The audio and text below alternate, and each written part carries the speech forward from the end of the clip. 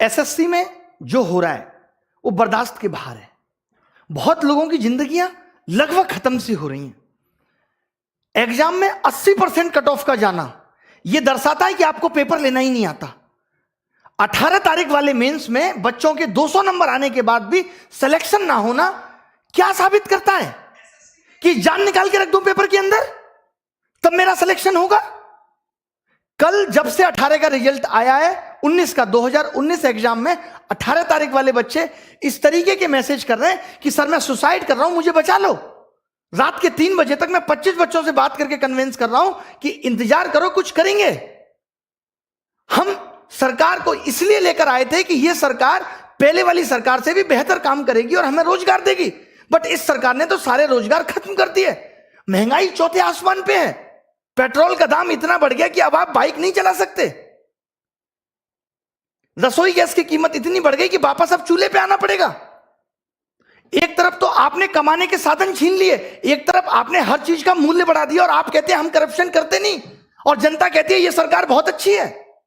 2019 में India corruption के स्थान पे 80 नंबर पे थी और 2020 में वही 86 नंबर पे हो गई। मैं पूछना चाहता हूं, अभी तो जांच बैठी नहीं, तब 6 अंक आगे निकल गई। जिस दिन जांच बैठेगी तो पता चलेगा ना कि करप्शन हो कितना रहा है। क्या बिना करप्शन के वैकेंसी खत्म हो गई?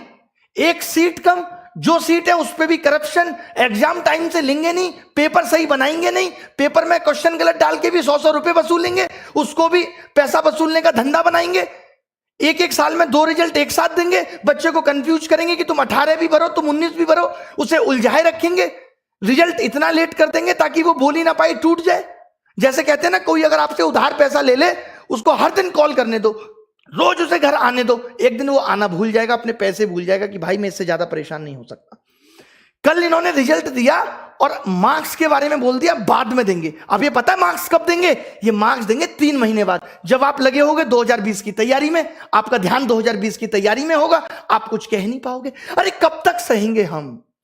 अब युवाओं की हुंकार लेके रहेंगे रोजगार। अब अगर रोजगार नहीं मिला ना तो देश सर पे उठा लेंगे। इससे ज्यादा मैं कुछ नहीं कह सकता। हमारी मांगे क्या है?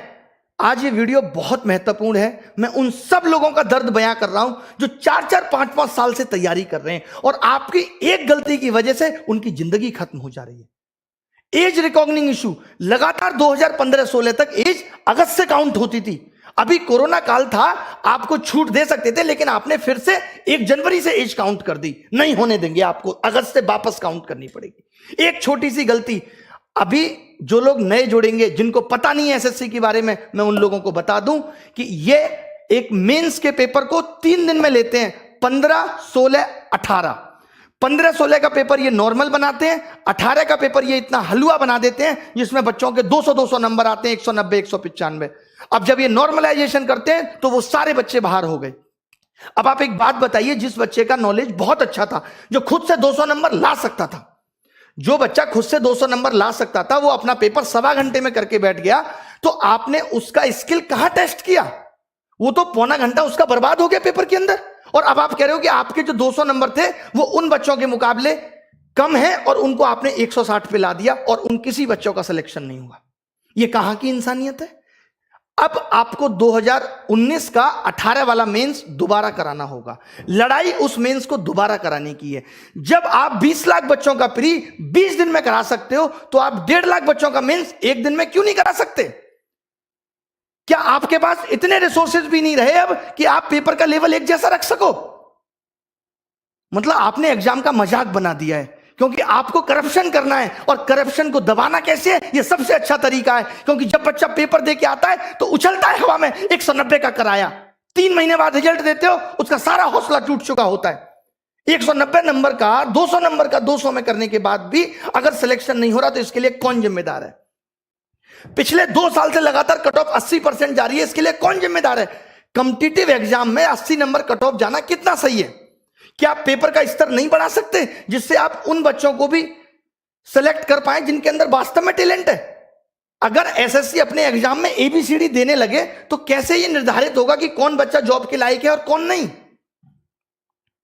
अब सरकार से हिसाब मांगना पड़ेगा। अब हमें बहुत बड़े बड़े कदम उठाने पड़ेंगे।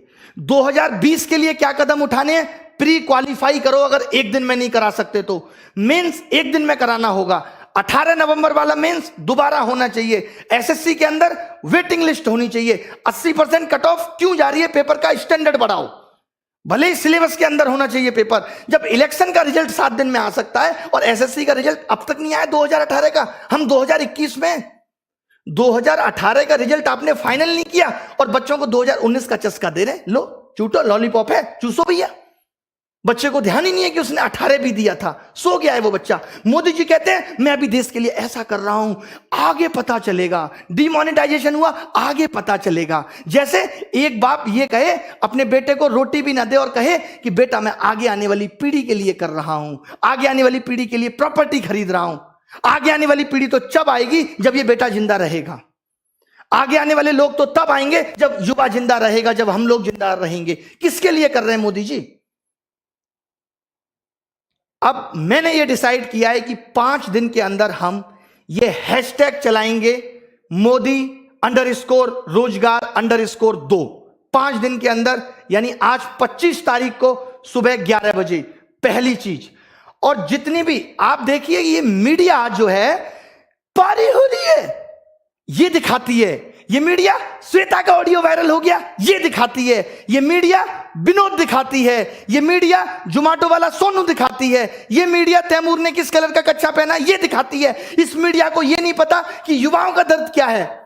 अगर मीडिया ने ये टॉपिक नहीं दिखाया, ये अनफेयरनेस नहीं दिखाई, तो आप सबको मेरी कसम है कि सारे मीडिया चैनल्स की वीडियो को जाके रिपोर्ट करो। हम दिखाएंगे कि इनका आईटी सेल हमारी ताकत के सामने कितना तुच्छ है और हम क्या कर सकते हैं। मेरी सब युवाओं से गुजारिश है कि आप सब इनकी वीडियो को जाके डिसलाइक करिए, इनको मजबूर कर दीजिए लाइक डिसलाइक बटन को बंद करने के लिए। इतने कमेंट करिए, इतनी वीडियो इनकी रिपोर्ट करिए, मोदी जी की मन की बात को डिसलाइक करिए। और एक बात जो मैंने पहले भी कही थी, क्योंकि अब यह मुद्दा पूरे देश में फैलना चाहिए, लोगों को पता चलनी चाहिए कि हम किस तरीके से जूझ रहे हैं नौकरी के लिए, कितनी परेशानी हमारे जीवन में है। लोग कह देते हैं सरकार कह रही है ट्विटर ऐप भी बंद हो जाना चाहिए। वाह, कमाल की बात है। मतलब अब इस डेमोक्रेटिक देश में अपनी आवाज उठाना भी दुश्वार हो गया है। आप नहीं कह सकते, आप मर जाइए, आप सुसाइड कर लीजिए, आप जिंदा मत रहिए, बट आप अपनी आवाज नहीं उठा सकते। ये कुछ मुझे ऐसी बात याद आ रही है, जब मेरी गर्लफ्रेंड से कोई लड़का बात करता था तो मैं उसको नहीं समझा सकता, उस लड़के को जाके कहता था तू उससे बात मत कर। बहुत बढ़िया। अभी एनालिसिस होता था, अब एनालिसिस पे आईबी ने यह कह दिया कि अब एनालिसिस नहीं होना चाहिए, आप एनालिसिस रोक देंगे और जो बच्चा घर घर जाके बताएगा, इससे आपको पता है क्या होगा, अब एनालिसिस भी बिकने लगेगा दूसरी एप्स पे, कि लोग अब एनालिसिस खरीदेंगे, यूट्यूब पे नहीं आएगा और आपको पता नहीं चलेगा। आपको क्या करना चाहिए था कि हर पेपर का हम लेबल बदल देंगे, करो एनालिसिस, कितना करोगे। आप अच्छा कुछ नहीं कर सकते। मतलब सरकार ने जॉब देने को इतना फॉर ग्रांटेड ले लिया है कि इससे उनको कोई मतलब नहीं है किसी की जॉब लगे किसी की नहीं। जब इस देश में चुनाव दोबारा हो सकता है तो 2019 का 18 नवंबर वाला पेपर भी दोबारा हो सकता है, और क्यों ना हो। आपने ऐसा पेपर क्यों बनाया कि बच्चे के 200 नंबर आए, और जब बच्चे के 200 नंबर आए तो आपने उसे क्यों बाहर कर दिया, किस बेसिस पे आपने उसे बाहर कर दिया, हमें इसका जवाब चाहिए। अब रिफॉर्म्स होके रहेंगे। जितने भी सोशल मीडिया के इन्फ्लुएंसर हैं, जितने भी हैं, मैं एक एक का क्या नाम लूं, मेरी इन सबसे गुजारिश है कि हमारा साथ दीजिए इसमें। जितने भी बड़े बड़े टीचर हैं जिनको लोग बहुत जानते हैं, उन सबसे मेरी गुजारिश है कि आप वीडियो बनाएं। मैं स्पेशली नाम लेता हूं यहां पे लोगों का, ताकि वो लोग वीडियो बनाएं। ऐसे लोग जो हमारा साथ दे सकते हैं, जितने भी वाइन्स बनाने वाले बड़े बड़े लोग हैं, उन सब से जिनके आप फैन हैं, उन सबको कहिए कि हमारा साथ दीजिए। और सबसे बड़ी चीज ये है कि ट्विटर पे हम ट्रेंड क्यों कराना चाहते हैं। ट्रेंड तो ट्विटर पे एक दिन में खत्म हो जाएगा, कोई निष्कर्ष बहुत बड़ा नहीं निकलेगा। हम ये चाहते हैं कि इतनी ये बात फैल जाए, हम इतने इनके वीडियो डिसलाइक कर दें, इतनी बुरी तरीके से हम मीडिया चैनल को बॉयकॉट कर दें, इतनी बुरी तरीके से हम इनकी मन की बात को बॉयकॉट कर दें कि ये मजबूर हो जाएं कि हमसे बात करें। और जब ये बात करेंगे तो हम ये अपने 5 मुद्दे बताएंगे। बहुत बड़े मुद्दे नहीं है ये, बहुत बड़े मुद्दे नहीं है कि वेटिंग लिस्ट हो, as recognizing issue sort out हो, 18 नवंबर मेंस फिर से हो, और 2020 में मेंस एक दिन में हो, और प्री क्वालिफाई करो। अगर आप एक दिन में नहीं ले सकते, क्योंकि हमें अब आपके नॉर्मलाइजेशन के तरीके पे बिल्कुल भरोसा नहीं है, कोई ट्रांसपेरेंसी नहीं है उसके अंदर। क्यों नहीं दिया आपने मार्क्स? 5 दिन के अंदर आपको मार्क्स देने होंगे। मैं एसएससी से ये गुजारिश करता हूं कि आपको 5 दिन के अंदर मार्क्स देने होंगे। मार्क्स तो आपके पास है ना, कितना टाइम लगता है अपलोड करने में? स्पीड नहीं आ रही, जियो की सिम भिजवा दें? बताइए कि आप मार्क्स नहीं देंगे, क्योंकि आपको पता है आप मार्क्स उस वक्त देंगे जब बच्चा 2020 में बिजी होगा, चाहकर भी कुछ नहीं कर पाएगा, उसको लगेगा यार अब 2020 ना हाथ से निकल जाए। कंगना जी ने भी कहा है कि वो इस बेरोजगारी पर ट्वीट करेंगी। जब भी आप ट्वीट करें तो कंगना जी को भी बोलें कि वो रिट्वीट करें। उन्होंने कहा है, अक्षय कुमार साहब ने भी कहा है कि देश का कोई भी मुद्दा होगा तो हम ट्वीट करेंगे, बाहर वाला कोई भी दखलंदाजी नहीं करेगा। भले ही मोदी जी जाके अमेरिका में कह सकते हैं अब की बात ट्रंप सरकार, ये दखलंदाजी नहीं है, सॉरी माफ कीजिएगा। सचिन तेंदुलकर साहब भी बेरोजगारी पर ट्वीट करेंगे। आप सोचिए देश का युवा कितना बड़ा हिस्सा है कि रेलवे ग्रुप डी और ग्रुप सी 2-2 करोड़ लोग फॉर्म भर रहे हैं। मैं आपको दिखाता हूं ना कैसे कैसे मैसेज लोग मुझे करते हैं। ये देखिए आप, ये सब देखिए कितने कितने नंबर लोगों के आ रहे हैं और क्या क्या लिखा हुआ है इसमें। ये देखिए, good afternoon sir, although I hope मुझे 2018 में कोई ना कोई पोस्ट मिल जाएगी। I watch all free video, ये सब लिखा हुआ है, पढ़ लीजिएगा इसको क्लास के बाद। ये देखिए लोगों के बारे में मैं दिखाता हूं आपको क्या क्या लिख रहे हैं लोग।